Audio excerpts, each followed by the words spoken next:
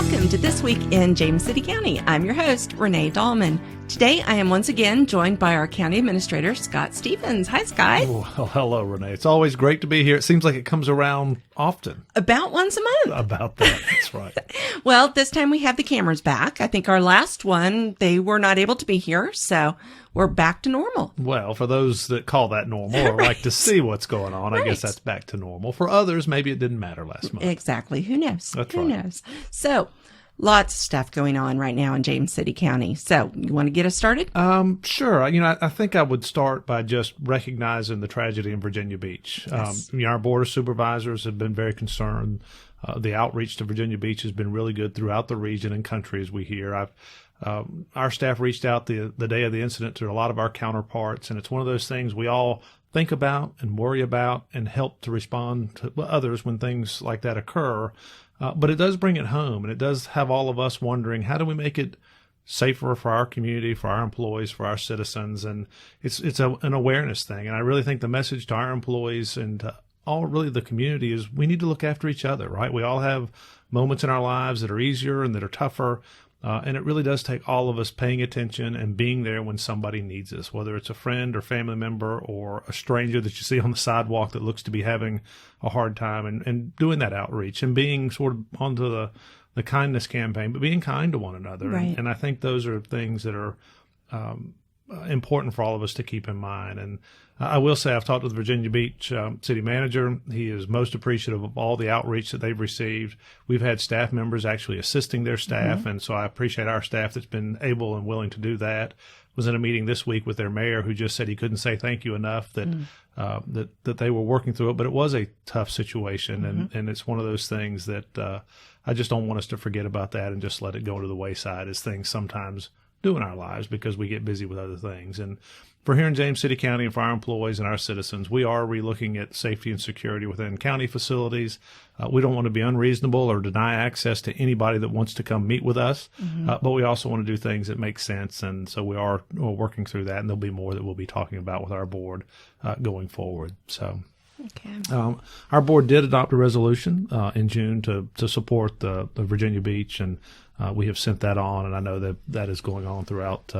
I know the Commonwealth as well as some other areas pouring in. So more to come as we go forward in time and things that we can do to help one another. A lot of activity in our Board of Supervisors meeting in June, and I think what I'd like to do is highlight some of what went on, not all of it, but at least tell you or share what I think is most interest to the community. And first time I wanted to mention is talk about our business incubator, or the launch pad, right, and the relocation of that from where it has been in Newtown to become part of the Andrew Miller Entrepreneurial Center as part of William & Mary. And it's, I think, a really good partnership. The new president, Catherine Rowe at William & Mary, had wanted to, I guess, beef that up in terms of their efforts. It seemed to be a good time as we were debating the launch pad and the Greater Williamsburg Partnership, our economic development entity, have been co-located, and just seemed a lot of discussion going on around all three of those areas. So it made a lot of sense. And some of that is timing. The timing of it worked out to where we have approved, or our board has approved, the launch pad moving over, and as have the other entities, Williamsburg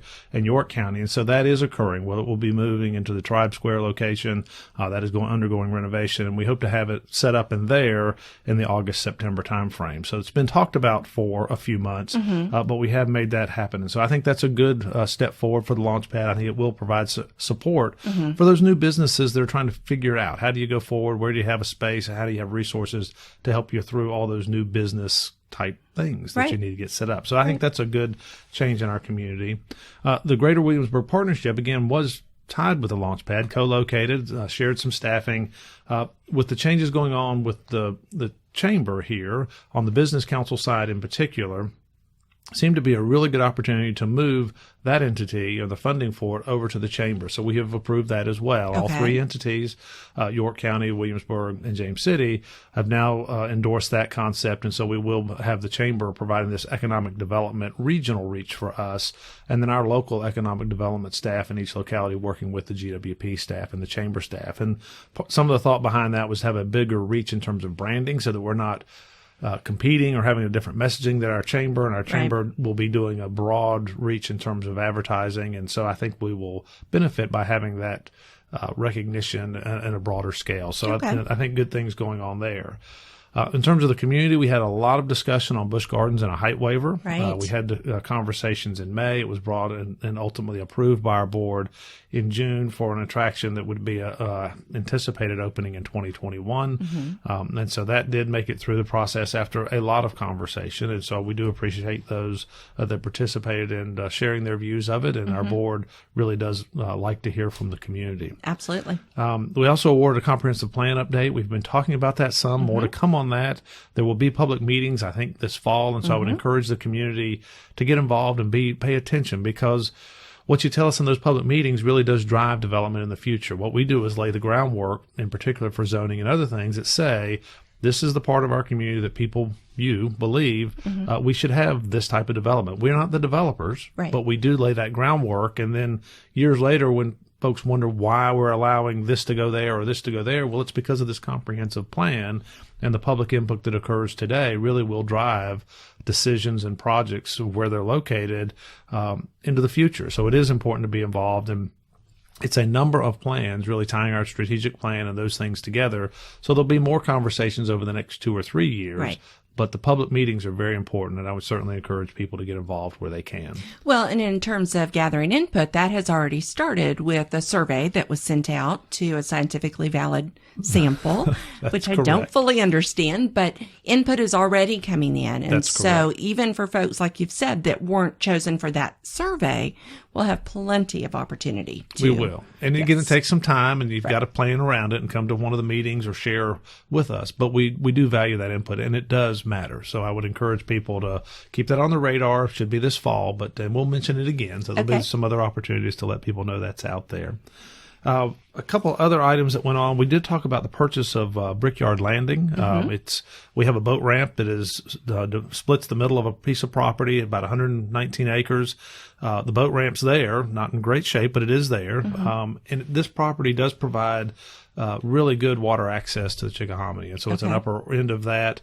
It's predicated upon us getting a grant. And that was the impetus for it, of one, access to the water. It's about a $1.4 million purchase, so it's not inexpensive. But the grant would pay up to 50% of that. So it's a pretty good leveraging of our local dollars to preserve this piece of property, and we'll have some conservation easements on it. It could be used for recreation purposes, and that seems to be consistent with what a lot of our residents want the board to do as well. So to be able to leverage our money, if that grant is approved, and we should know that in July, then we do have everything in place to proceed with that purchase. So it's not a done deal yet, but subject to the grant funding being approved, I would expect, if it's approved, that we would move forward with that purchase. And so the more to come. We don't have any immediate plans to do anything other than hold it for public benefit and the community's use as time goes forward, and some type of passive recreation as opposed to any development activity out on that site. The other thing that occurred, or that we share with our board, is our police department was reaccredited. It's one of those things that for most of us, we say big deal. We just expect that to happen. But I will tell you that speaks very well to our James City County Police Department and those involved in the reaccreditation. We don't take it for granted at a staff level. We put a lot of time and effort into it. It is a significant process, and I want to thank all of our staff that were involved, and just reassure the community that you do have a really top-notch police department here, along with other departments. But in this month, the police department's reaccreditation is one of those things that I want to make sure folks are aware of. At our work session, a number of items discussed with the board in June. The biggest was the open space sort of preservation discussion, just happened to coincide the same month of this Brickyard Landing opportunity. But the board has heard at least a lot from the community about preservation of view sheds, of the rural character of the county. And so they're trying to do things and discuss tools or programs or funding or how to leverage our dollars to maybe better preserve some of those areas, and not take that for granted that it just won't develop, but to try to protect it and make it such that it remains rural in some of those areas within James City County, and so that we can enjoy that for future generations. And we've done some of those things already. I think there's about 2,100 acres that have some kind of preservation that the county's been involved in. So we've got a pretty good start. It's just how do we continue that going forward, so that we don't let development pressures take away some of what those of us here value. And how does that work? I believe that it's a partnership, right, between the landowner and the county. Yeah, we're working through that, Okay. but it is certainly a partnership between the landowner and the county. The board's direction was for us to bring back a consultant to do at least how would you prioritize, how would you rank, what would you focus on, what are the right areas to be. If you have whatever amount of money, it's not unlimited, and so you want to focus that in the area you think is maybe most prone to development. Okay. Which probably means it's a little more expensive, or maybe you go for areas on the fringes, and those are things the board is going to have to help us with, and this consultant is really bringing in. So it's not just, I like Renee, I'll buy Renee's property. Right. It really is something that says, hey, this area is subject to development pressures, and if we don't do something to preserve that, and so we will be reaching out to property owners in those areas that are sort of targeted areas, Okay. and trying to encourage. But it definitely is voluntary. Sure. We're not taking or forcing anyone to participate. But there would be a number of things, from purchasing the property to just conservation easements on it, to buying the development rights, to just maybe buying easements that would provide a buffering from the road. So if you have a parcel that's many acres deep, maybe the first 300 or 400 feet is significant to protect that view shed along the roadway. Development beyond that point would be okay. And then how do we compensate owners so that we're not just in a taking mode? And we're not doing that. I don't want anybody to think that we're after property that people do not want to work with us on. So your point of a partnership is very valid. It definitely will be a partnership. More conversation, I think, in the August time frame. Okay. But we definitely have heard from the community in the past and recently that still is important to a significant part of our population to try to preserve that rural character and view. Okay. I guess the last thing for the board, we had a facility naming policy. We do have some internal policies and how we would work through at various advisory boards and others. The board had talked about naming of some facilities or roadways and just wanted to have a little more guidance in a naming policy. And so we are working through that. We discussed it with them at their work session. It'll be on their July agenda. And it's a guidance. Doesn't restrict future boards, but it's just giving this board and future boards sort of a guideline of what we see today as being a good process to follow. So more to come on that, but that is out there moving around. All right. So if I'm wanting to have Renee Dahlman Corner or something, I should probably get to moving quickly on that. I think we could do that, but it's going to have to go through a process. Okay. So, at any rate, like I say, we'll have more discussion on that, and I'm sure more conversation and thoughts through the community on that as well. Okay. Staff changes, one significant staff change. I did want to recognize Sharon Day was promoted officially to our Financial Management Services Director. Sharon has served as the interim for the past month when Sue Mellon retired, but she also served as our Assistant Director for, I think, about 3 years. So she's very involved in James City County already. She lives in this county. She's very committed, and I'm very pleased to have her in the role as a permanent as our Financial Management Services Director. So, very good. Just a short reminder, hurricane season, right? I hate to miss that opportunity. It runs June through November. Yep. And there's a lot of information people can find, but the basics are you need to be able to care for yourself and family for 3 days. Water, food, medicines, all those kinds of things. Hopefully it wouldn't have to be by yourself that long, but if we had a significant event, it could take time to get to you. And so we're all asked to be able to care for ourselves for a period of time. So I'm sure everybody here is ready and thinking about that, but just want to put that reminder. I thought I'd mention as well, I was interviewed by Next Door Neighbors magazine for their July edition. I have not seen the edition, but as we're taping this podcast, I'm told the edition exists. I'm told I look okay, and I'm told the article came across well. So I appreciate the experience. I hope it has come across as intended, but I will say it was a pleasure working with that through the process with the staff there, and they made it easy for me to participate in that, and so we'll see how that really turns out. Very good. Have a chance to look at that. Will you have autograph sessions, or have you thought about that? I don't think we're rising to that level. Okay, all right. It's one of those, any rate, as long as the picture is okay, that helps a lot, and the Photoshop and other things do wonders. You put a professional photographer in there, and you can make any of us look the part. All right. I will mention outdoor events. It's that time of year, from festivals to concerts to whatever, and I'm sure our community knows there is plenty to do outdoors. If you want to be with people, there's a place to go. If you want to be out in the woods or the water, there's plenty of that as well. And I tend to see our citizens appreciate both. And so I would just encourage people to take advantage of all those opportunities here. Sometimes it's, you're here in it and you just take it for granted and you don't participate. And I would, as a relative newcomer here, I will just tell you, there really is a lot of events, and everything I have been to has just been a lot of fun. So I would encourage people, if they're on the edge about getting out and being part of it, to take that step and do it. Good. Economic development, I don't want to speak too deep into that. We are just wanted to share there's a lot of activity, which is good. I think that's across the region, maybe across the country, but certainly in James City County, we have a lot of that activity as well. And so it bodes well for our economy and our community, and that people do want to locate businesses and opportunities here. And so we'll speak more to that as time goes forward. We've talked an awful lot about recycling over these past 6 months. Yes. Evidently not enough, because we haven't gotten the word out everywhere. And I will say, I think overall, I want to thank our staff. We have a lot of staff working really hard to message it, to respond to our citizens, to get it out. What is going on is a big event. And just in case people have missed it, I think I'll recap. Please. The county has provided recycling to about 25,000 households. We have 30,000 households, not the whole county, but the majority of the county. And we were paying it through our general fund revenues, property taxes and other type revenues. It was about $500,000 a year. We rebid the contract as part of a regional group. Recycling is in a different place than it was years ago, and the current recycling market is not what it was. And so the cost for recycling went from being close to $500,000 a year to $1.8 million a year. And so that really took us to the board last fall and through the winter to talk about how do we do that going forward. Do we just put it in the general fund side and just absorb it, which means something else goes without, or you raise taxes or a way to generate income for it? Or do we offer it as a fee for service and let residents choose? And the decision was made to do that. So we have moved from it being paid as part of your general revenues and property taxes to, if you want the curbside recycling, you are going to pay $7 a month beginning in October for that service. So in all that, we're changing contractors. We're moving to a fee for service. So there is a lot of movement and things to figure out. Right.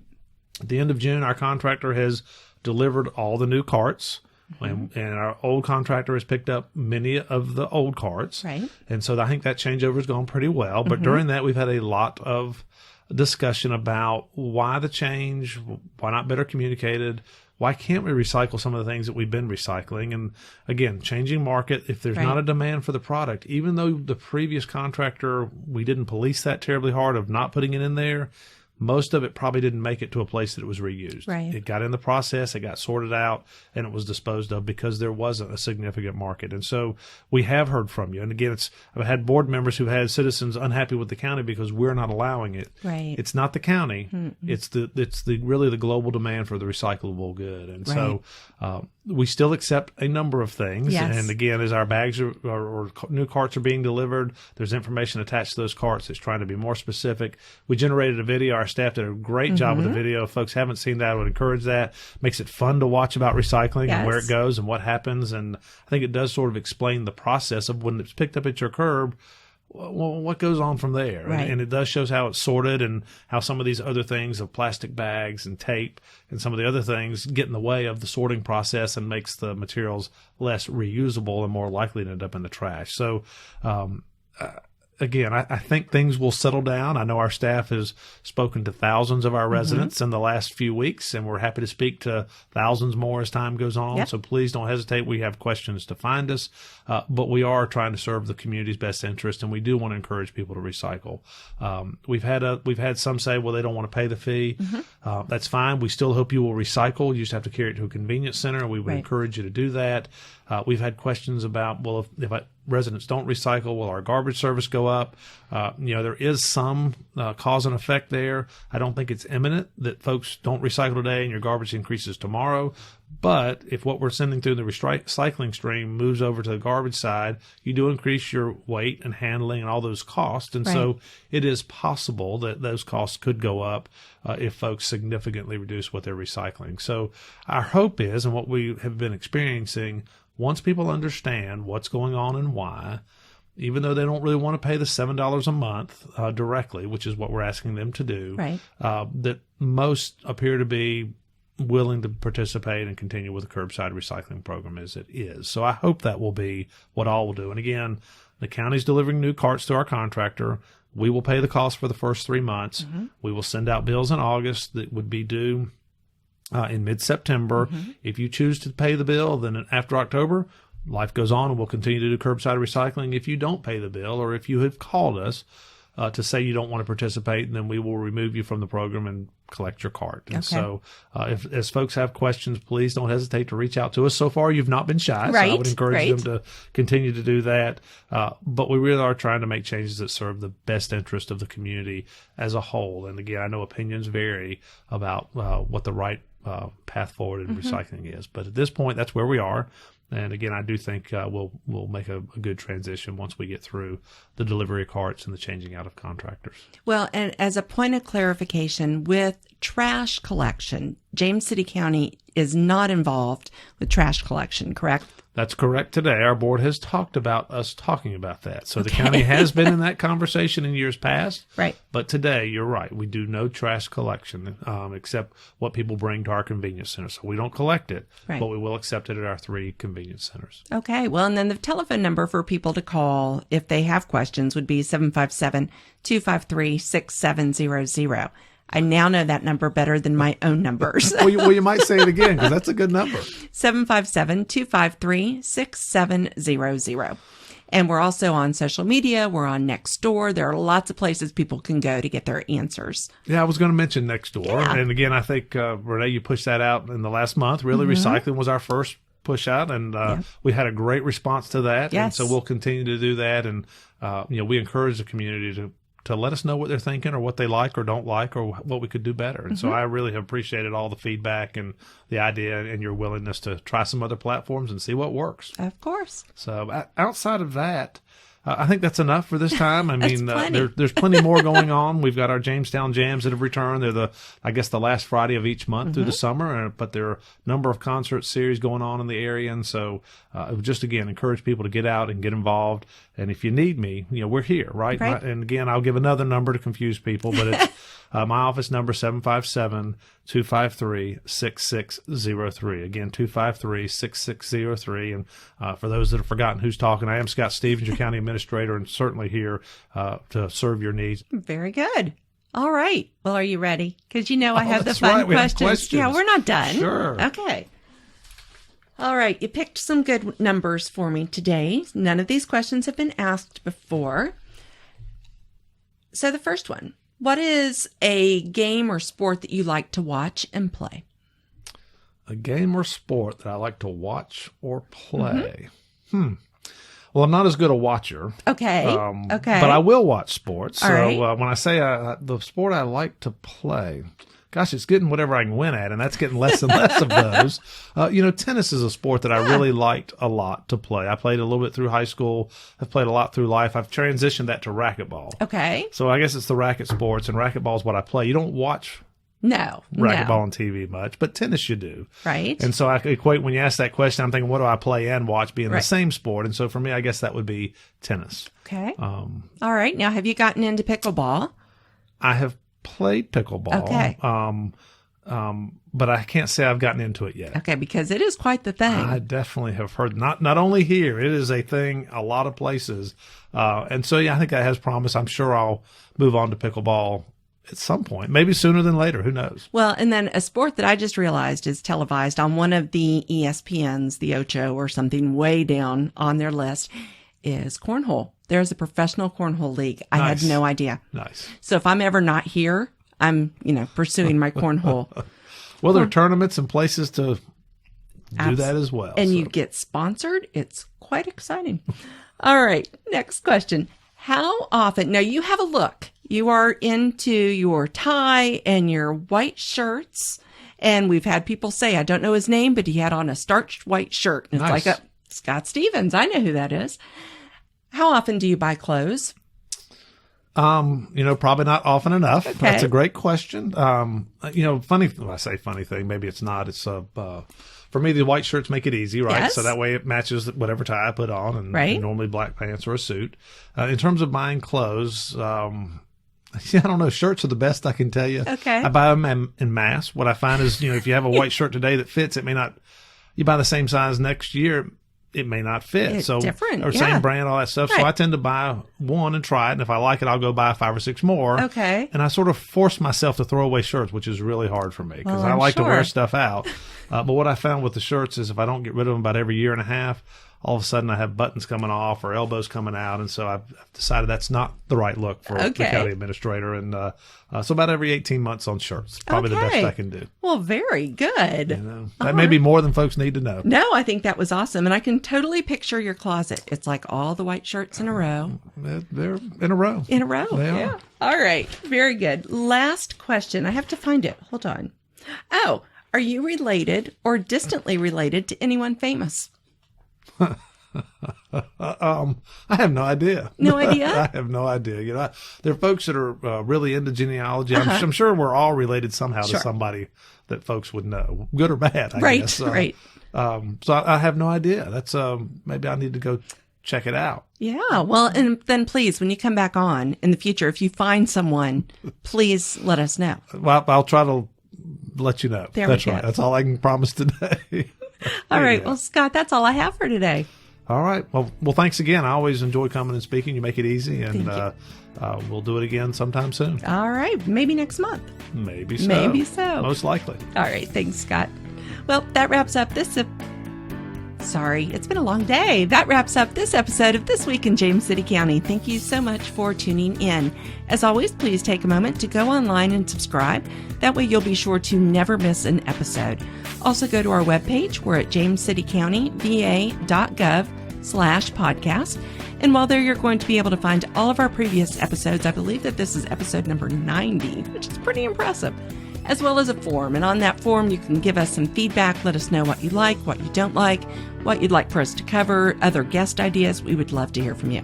So once again, thank you so much, and we will talk with you next week.